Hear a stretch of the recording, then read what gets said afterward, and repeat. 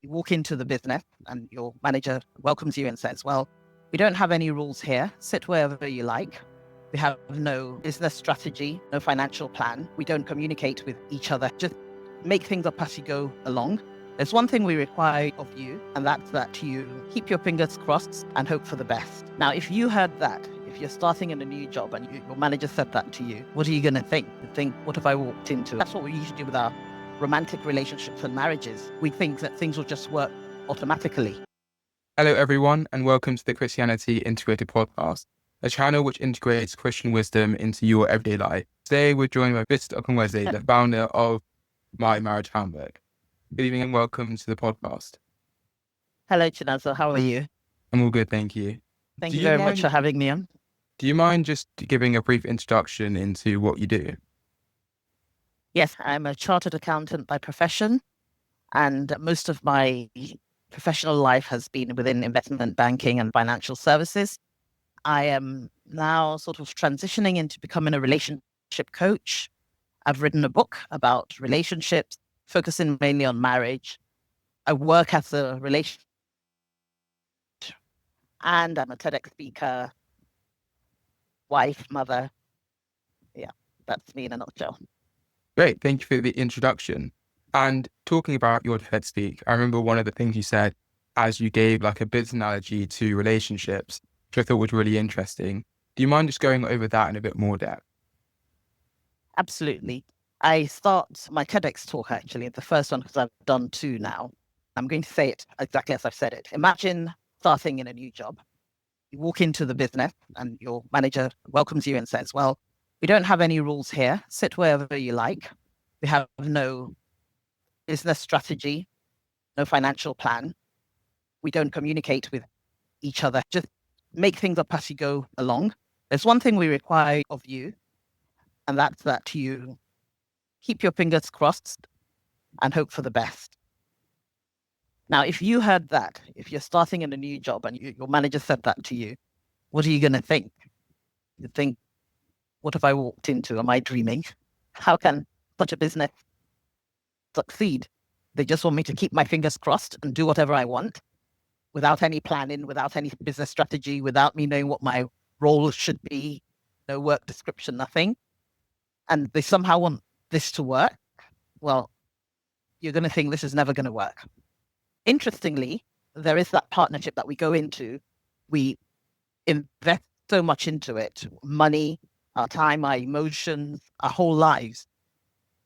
And without any plan as to how to navigate the complexities of that partnership. That's what we usually do with our romantic relationships and marriages. We think that things will just work automatically.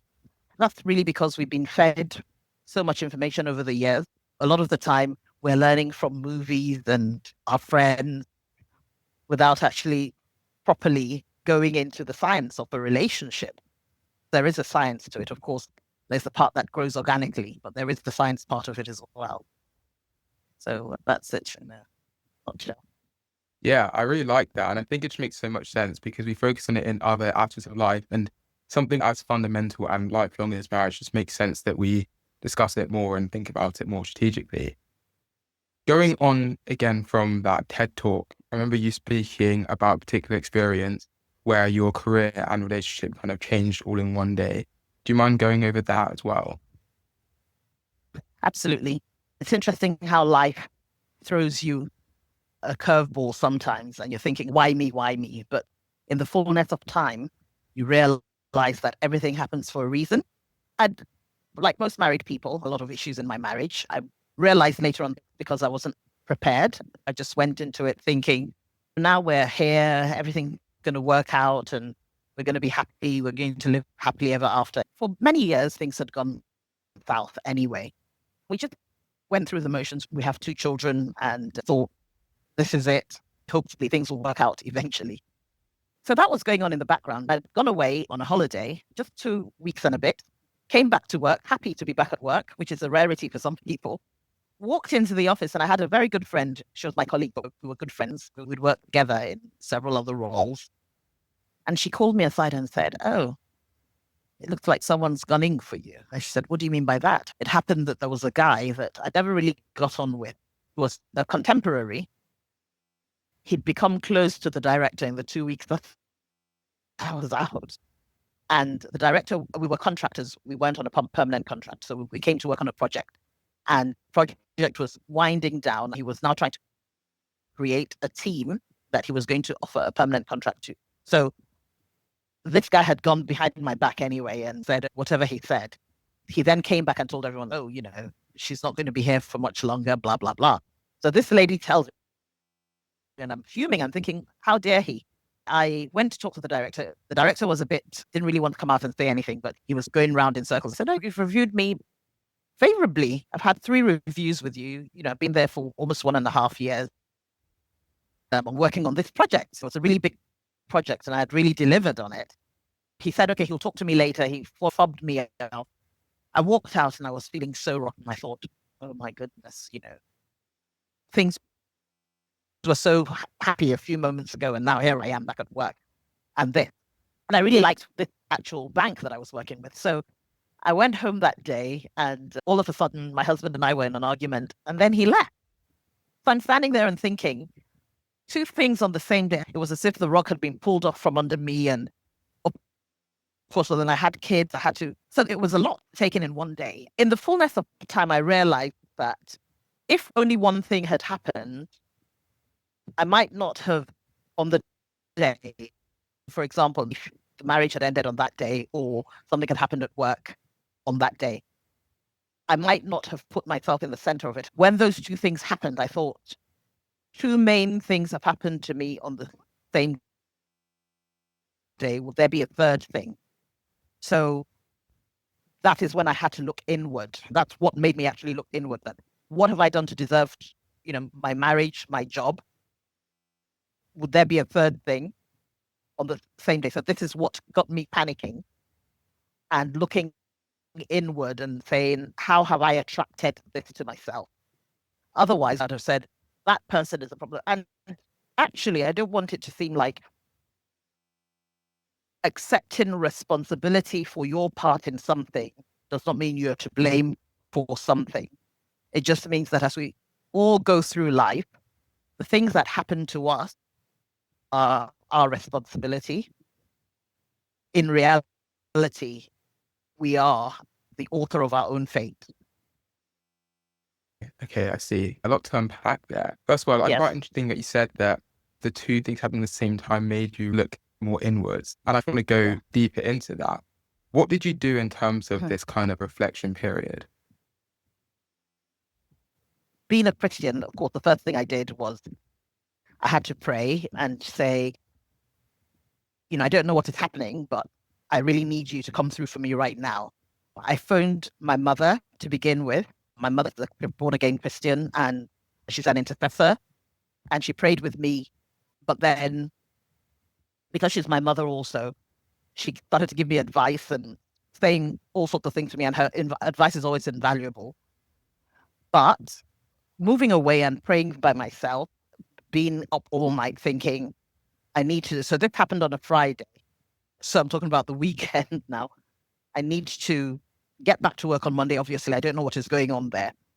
And then also there's something going on in the house here. I have to be here for the kid and be strong for them and everything. So I was just praying and really not knowing what. And there's this scripture that is one of my favorite scriptures. It's Proverbs 3 verse 5 or something like that. But it says, trust in the Lord with all your heart and lean not on your own understanding. In all your ways acknowledge him and he will direct your path, or something to that effect. So I clung onto that because, to be honest, I really didn't know what to do. And I was really angry as well. I was angry. I was afraid. There were lots of negative emotions bubbling through me. And once the weekend came, the weekend went very quickly and I was back at work. Working in investment banking it's quite demanding. So it's long hours. So I had to thrown straight back into work. So I was dying inside and thinking, how am I going to cope? How am I going to cope? Well, every night I would go home, I would pray and to say, I don't know how to feel right now, but I just need you to show me something, help me. That's all I kept saying, help me. because when you're working on a temporary contract as opposed to a permanent, the notice period could be just a week. That's the contract. I said I could be out of work in a week, and trying to find something else in the state that I am would not necessarily be the best thing. But I just carried on with that, praying for help. I couldn't really focus on one particular thing or how I wanted to be helped. And then it was almost 3 weeks later of being in limbo. It was the first time since it happened that I was able to take the day off. I requested a day off. All this happened after I'd just come back from a 2.5 week holiday. So I couldn't quite take a day off straight away. So I took the day off. For the first time, I was alone in my thoughts. My children were at school.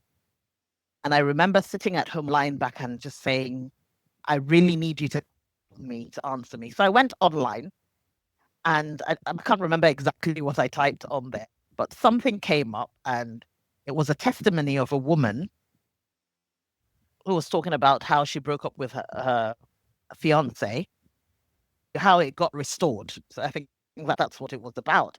And I thought, this is interesting. Then I looked at the website. It said something called Secret Stories. So I went into that website, and it pointed me at this book called The Secret. So I was sitting there thinking, I'm sure I have this book.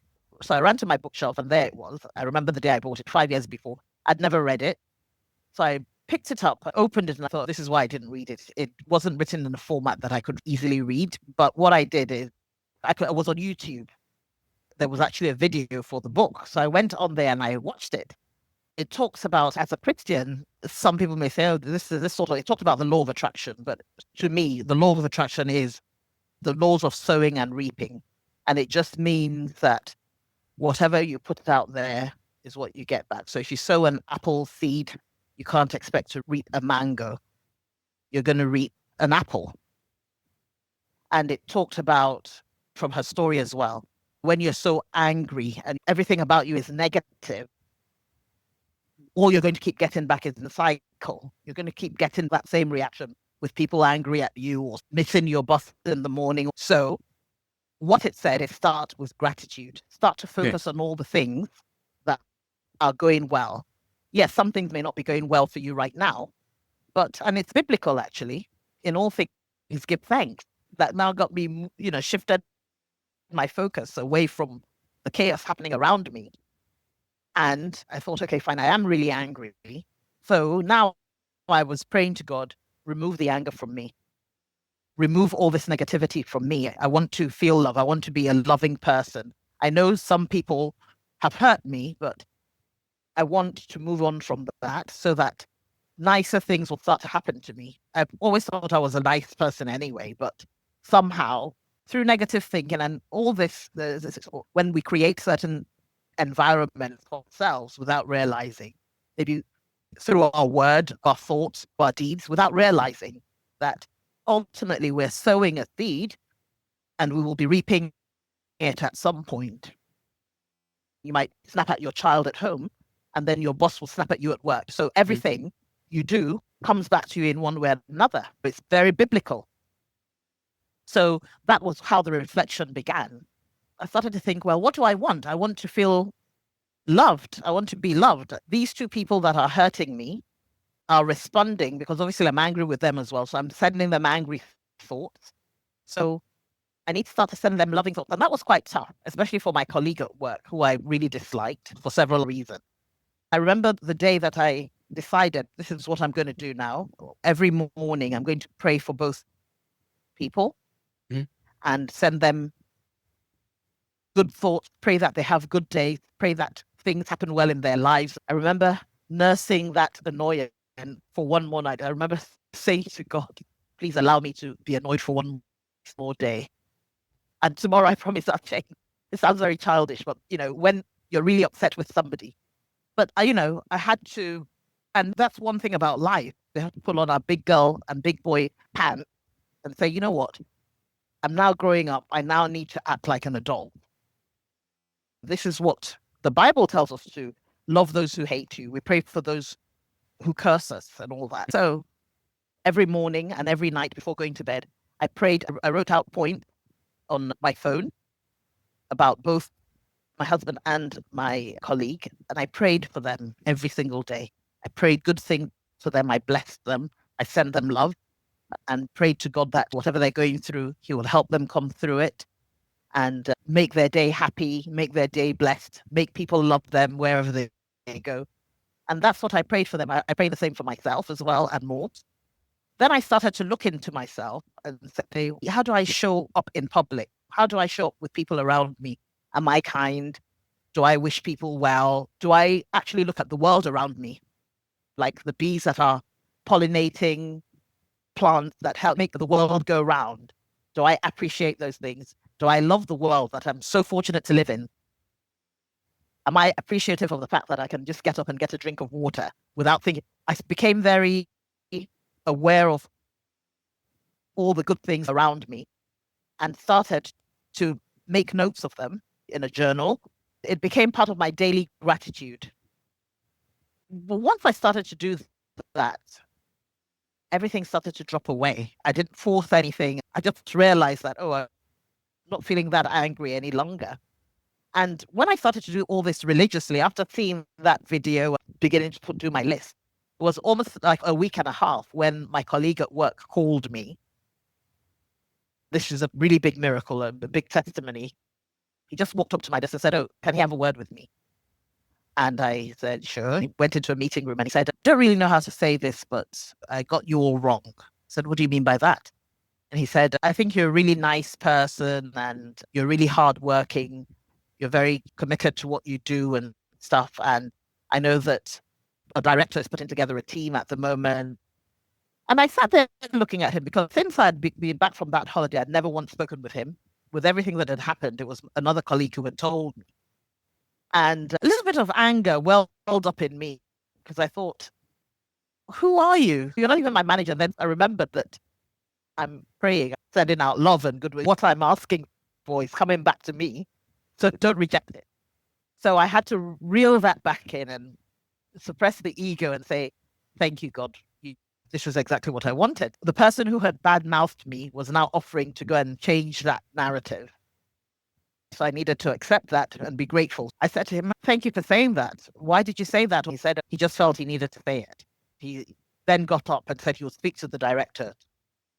A couple of days later, I got an email from my director, and he called me into his office saying he was thinking about that conversation we had some weeks ago. He's putting together this new team, everything I already knew, and he would like me to be a part of it. I thought, oh, okay, thank you. And then what was more interesting is that he asked me, what salary do you want? I had actually applied for that role 2 years before. I didn't get it. Instead, I got a job to work on the project as a temporary consultant. At that time, they offered me a particular salary. So when he asked me, what do I want? I put a 10K on top of it. And thought, let's see what happens. And he then said, that's a bit more than what I was thinking. And then he said, okay, I'll see what I can do about it. So he then went off and came back the next day and said, okay, that's fine. We'll give you that.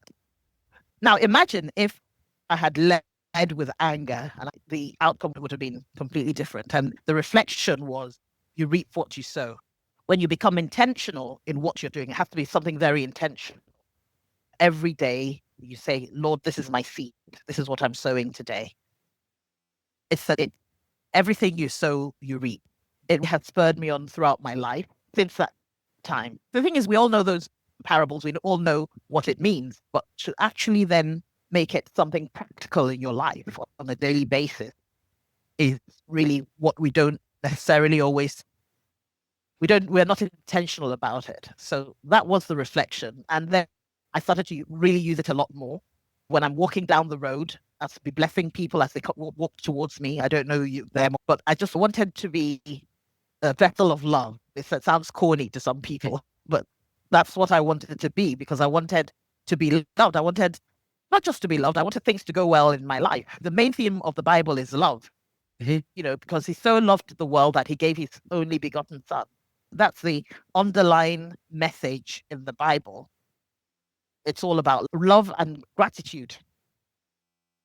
So those are the two things that I did. And then I started to look at myself. What sort of a person am I? When I was growing up, you hear statements like, oh, guys like to cheat, women are difficult. So those narratives, we internalize them. And when we meet a man or a woman, subconsciously we're projecting that he's lying, he's going to tell me a lie, he's gone out maybe because he's cheating. And all that you're doing is you're sowing a seed, still part of that sowing and reaping. The more you project something onto somebody, not necessarily saying that they're going to cheat, but you will wear them down so much that they will leave anyway. Do you understand what I'm saying? And it will be maybe from the way you react to certain things. Maybe when they go out and stay out late, you're angry by the time they get. All those actions have a reaction. So it's all still that cycle.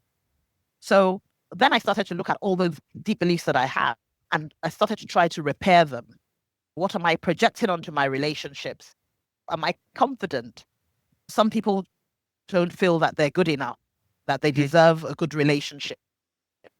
Somewhere in the back of their minds, they're thinking that things are going to go wrong eventually. So all those limiting beliefs and thoughts, and I had to start to become aware of them and deal with them one by one. It's a really, really great story. And I love how you went through a very difficult period. So for a lot of people, it could be easy to kind of just be more negative and go almost down on the world, but you actually decided to go the opposite way, especially how you integrated a lot of Jesus' teachings, and obviously it's worked out well for you. So I think that's a really encouraging lesson. I guess you've already spoken a bit about some of the ways you actively practice some of the teachings of the Bible and the things you learn. But are there any other practical tools that you use, especially for things like conflict resolution within your relationship?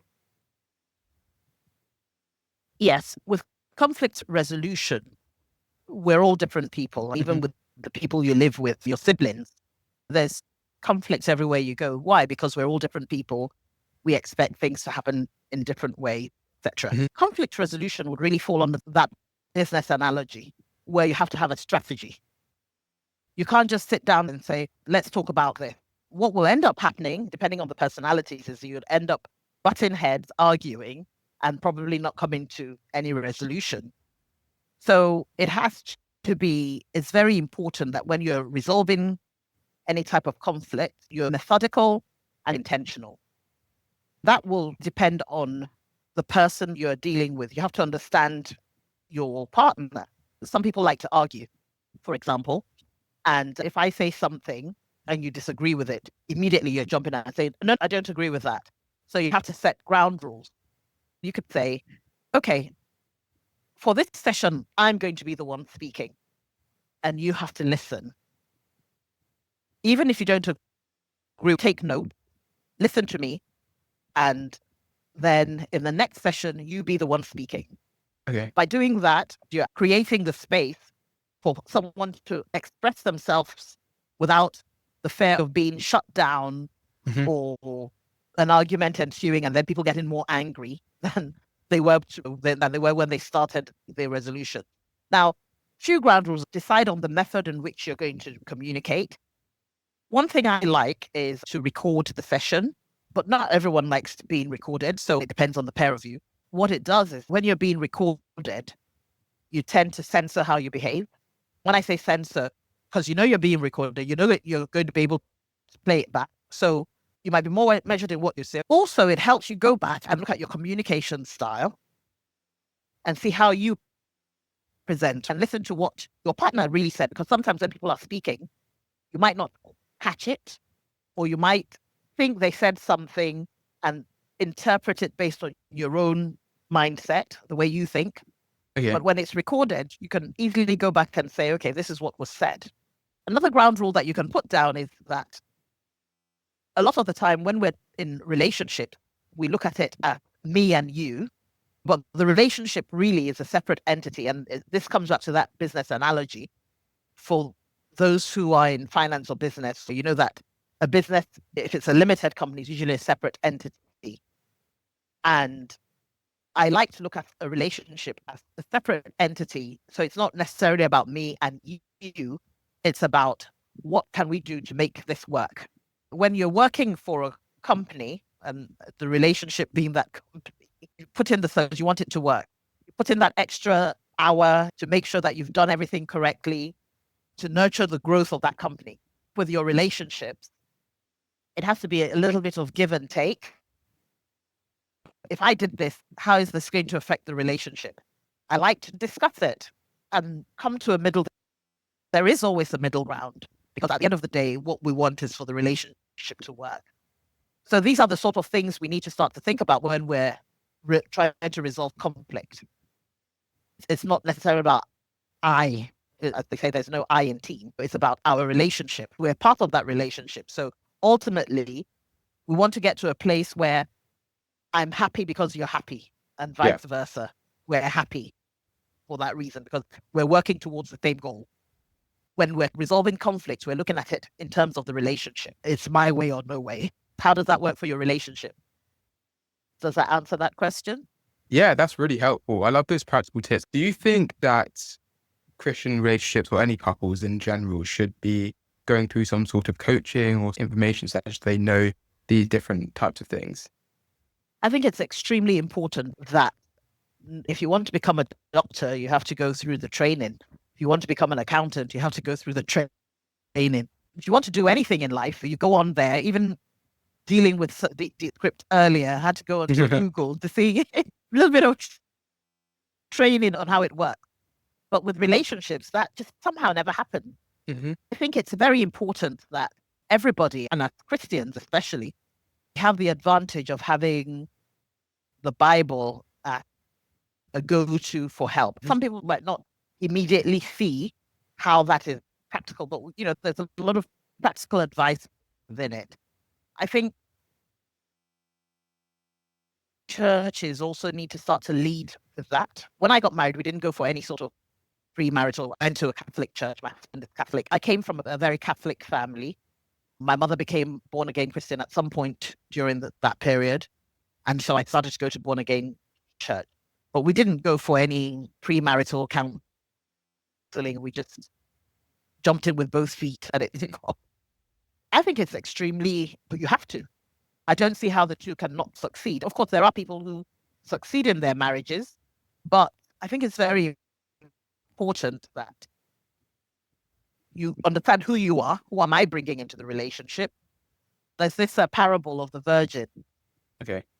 Didn't know that parable where there are 10 virgins waiting for the bridegroom with their lamps. 5 of the virgins bring oil for their lamps because they don't know how long they're going to be waiting. And the other 5 don't bring any oil. So they're there and they fall asleep. And then when they wake up, the bridegroom is there. The ones who didn't bring oil couldn't turn on their lamp. The ones who had oil turned on their lamp. And the ones without oil were saying, could you give us some? But they said, no, we can't share because we've only got limited amount. Anyway, the bridegroom saw their feet.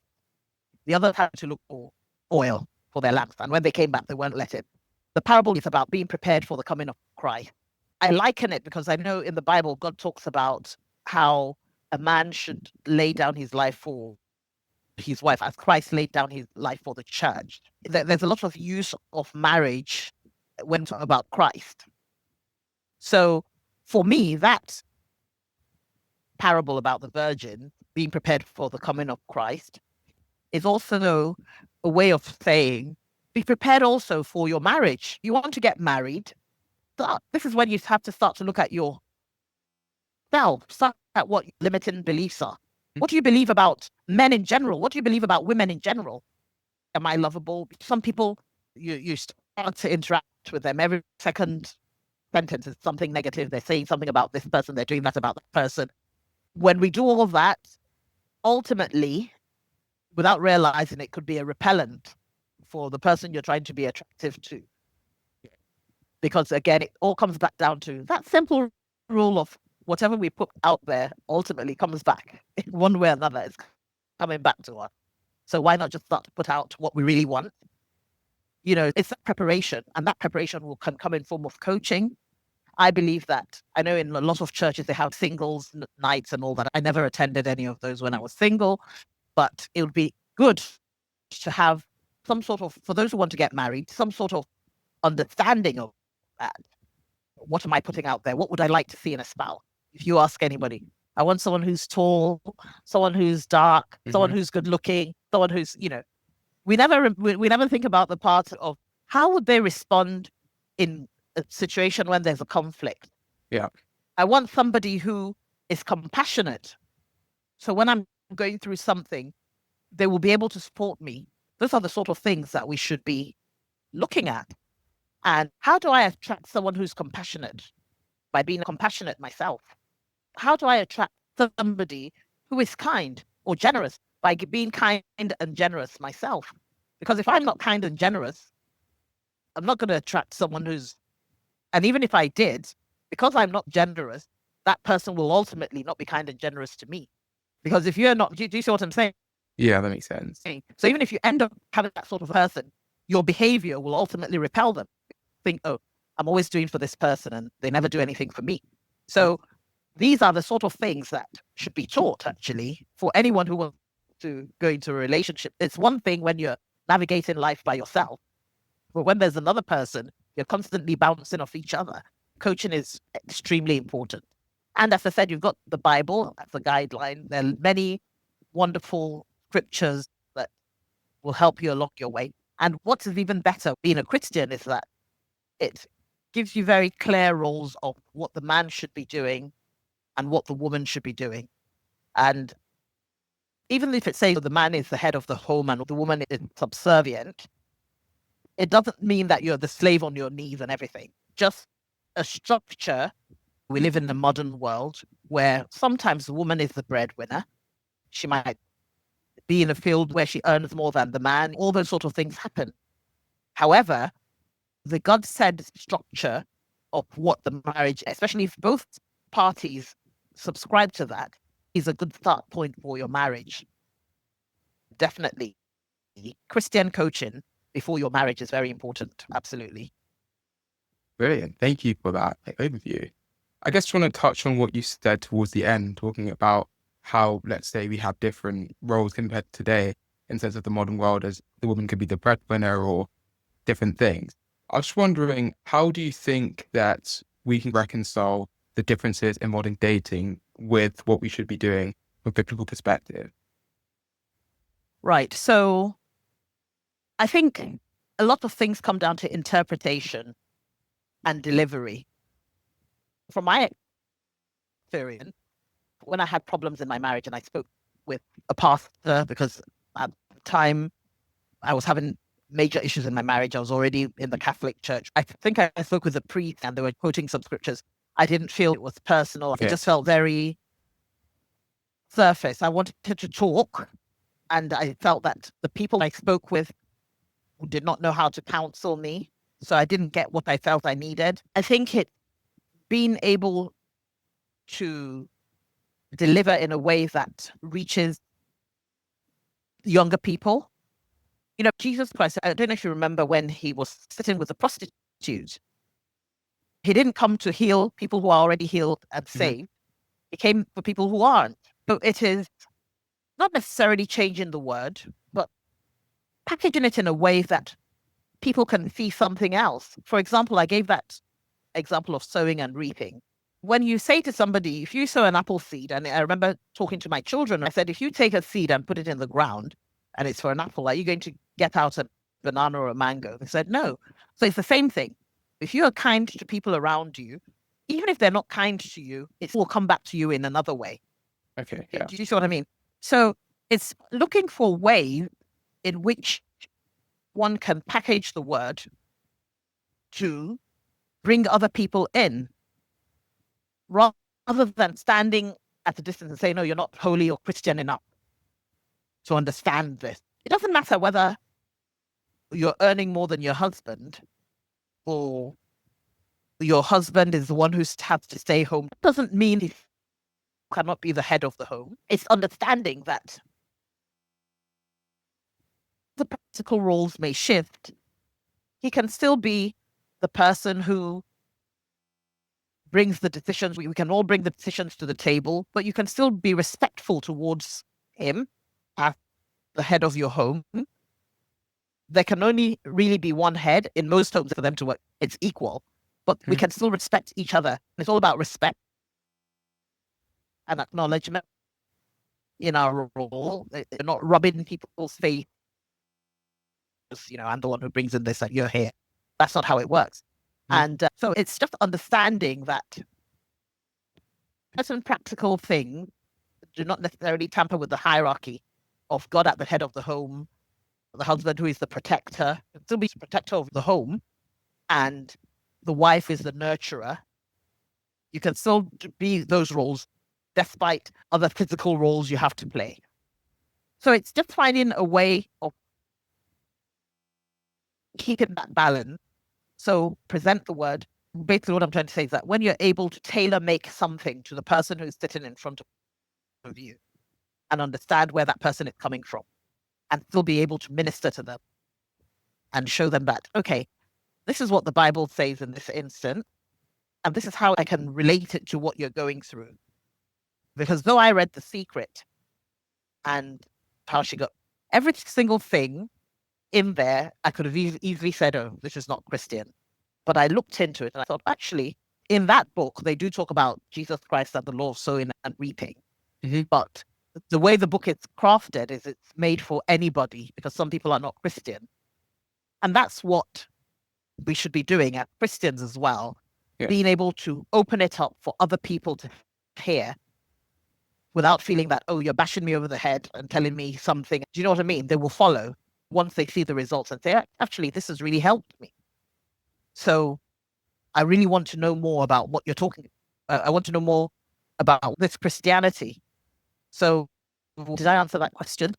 No, yeah, that was good, especially talking about the different roles, but still being able to be like the head, just like Christ did for the church. I guess just looking at the Bible, I know you already told one of the stories in terms of Parable of the 10 Virgins, but I was just wondering if there are any other parables or verses or just general stories in the Bible which you think can really like help with relationships or just things that you really enjoy personally.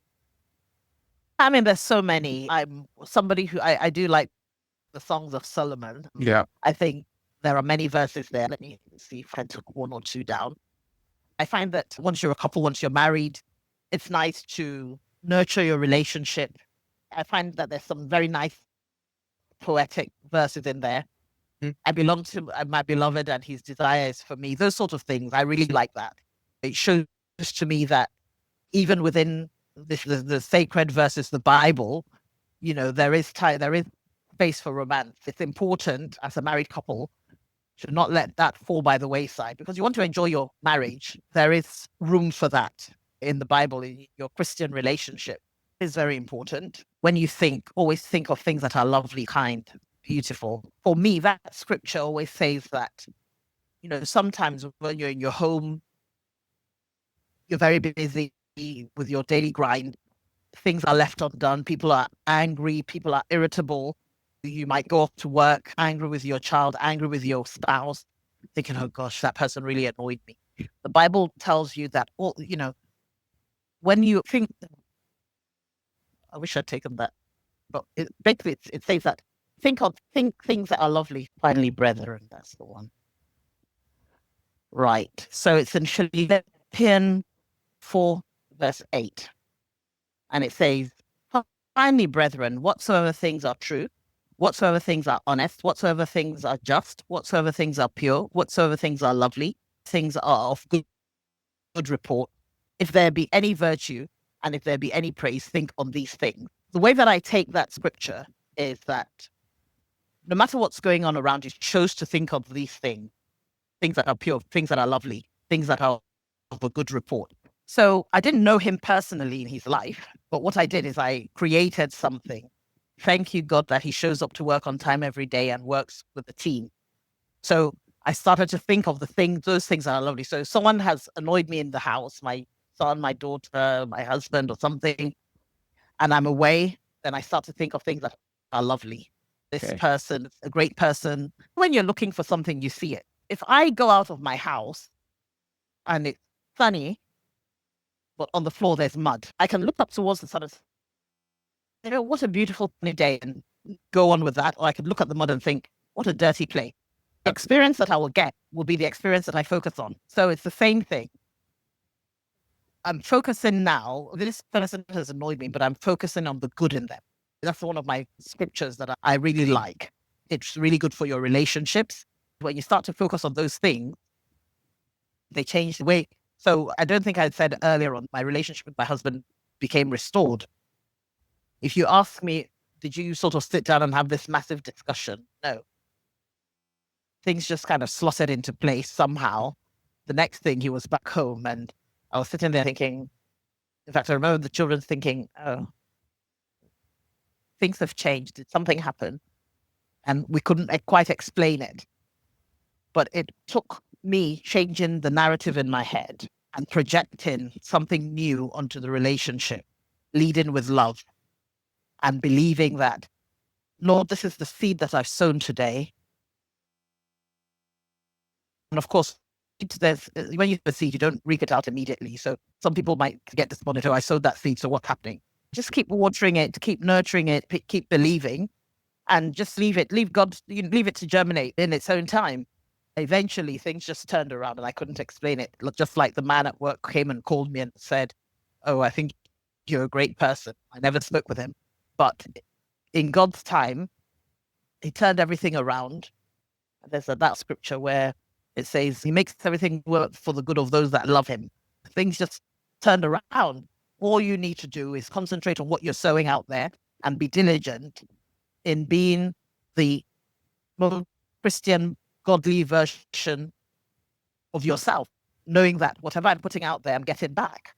So yeah, that's my favorite scripture. I really enjoyed those both. I guess just looking at the future, do you have any long-term plans in terms of relationship coaching or any other books that you're creating?